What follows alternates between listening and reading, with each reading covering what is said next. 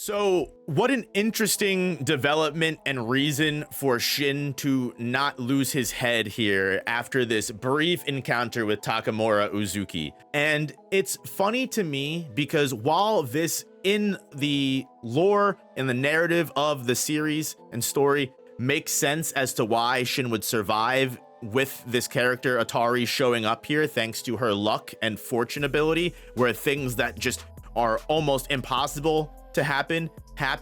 And also, not for nothing, all of these attacks for Shin to have go through him with nothing actually happening, I guess it makes even more sense that it would be Takamura. I mean, even without Atari being present, this is the character that cut off his own arm and was able to reattach it because the slice was so clean that the cells that he cut off were still alive and able to be put back together. Any other character duo that would have been able to accomplish this, again, infinitesimal opportunity to keep Shin alive, it would have been Atari and Takamura. That does not make it any less kind of ridiculous. Again, Atari, just as I said before with Uzuki, is the same character that took a big bundle of scrap and nonsense and was able to concoct a working gun loaded with bullets for Shin to use. So it's not something we haven't seen before. Hey guys, real quick, if you want to support the channel, make sure you go down to gamersubs.gg/noop and get 10% off your nootropics and energy supplement fix,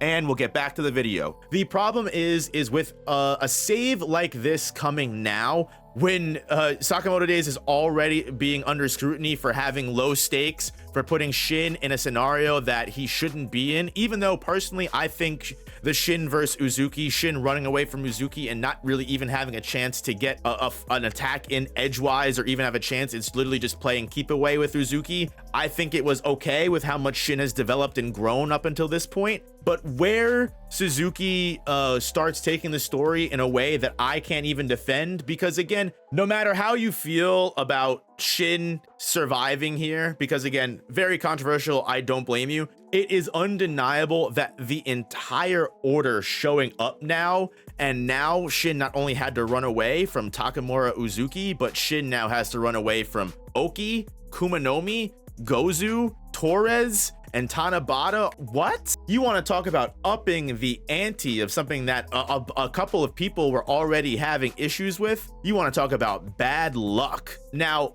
I don't blame people for having issues with this, because again, I already know a big problem right now in the Sakamoto Days community is people feeling like there's not really any stakes in the matter. Characters have plot armor and they're not going to die. All of the characters that we know are safe, and it doesn't really add a lot of tension in moments like this. And this is one of those sad times where I have to agree, I can't defend it, where again, I can push the Shin agenda all day, every day, and say that the prison arc does equate to Shin being able to play keep away with Uzuki. I know a lot of people didn't like Takamura Uzuki showing up, and that makes it even less believable that Shin was able to survive. Now you've got Atari literally letting a sword cleave through Shin's neck, which again, I'm willing to suspend my belief for that because of the character dynamic and that are involved and at play. But now, how is Shin gonna get out of this? How is Shin going to escape almost all of the order members and villains at once? It was already tough to imagine and predict how the story was going to move with Shin escaping Uzuki.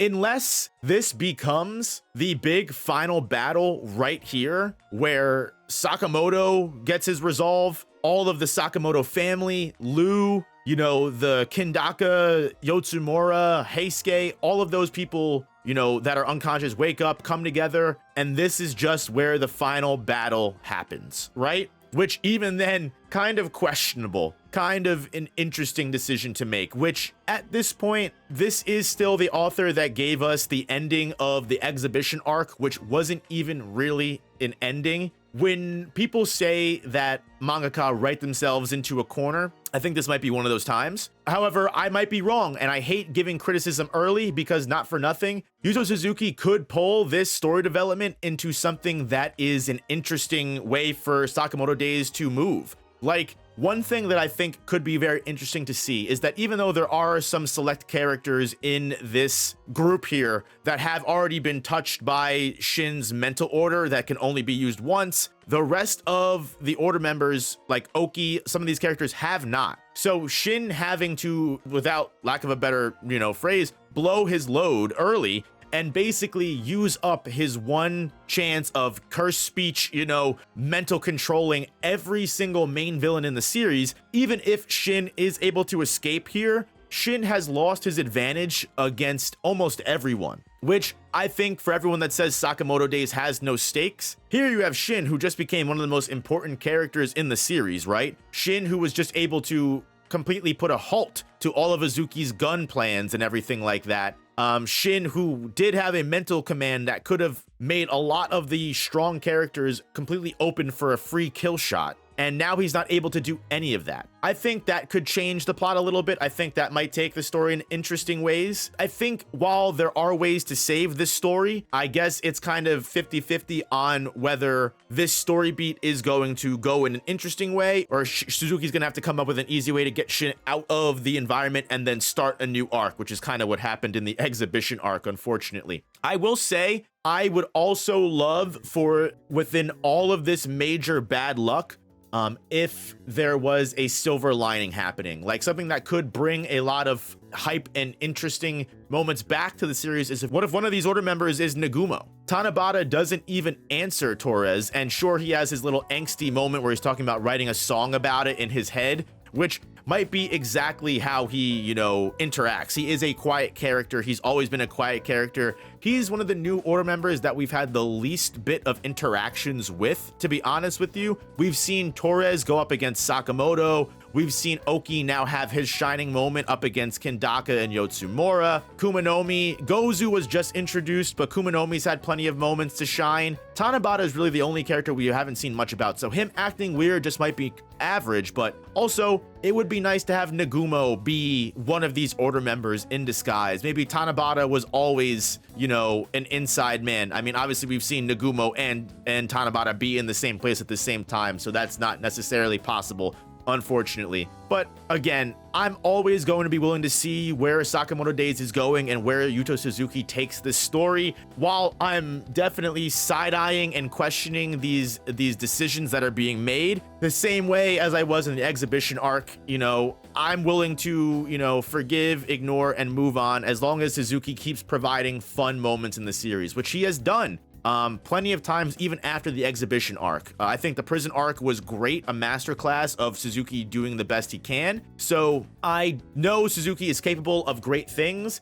I just want to see more of it, and sometimes he just does things that make me question. Like it's almost like this is almost like a spiteful thing, right? How funny would it be if Yuto Suzuki saw everyone complaining about how Shin couldn't handle the situation? He said, "Oh, you really want to see a situation Shin can't handle? Here's every main villain right here, right now." It's kind of just, it's that funny that it's like, it almost feels like it's intentional at this point. Even though I doubt Yuto Suzuki is that spiteful, and I really am just talking out of my ass at this point, that's how comical this decision is to have every villain show up here just conveniently. So who knows? I don't know where this is gonna go, but one thing you can definitely bet on is I will be here every week in every Sakamoto Days chapter talking about it, whether it's going great or it's going a little bit sideways.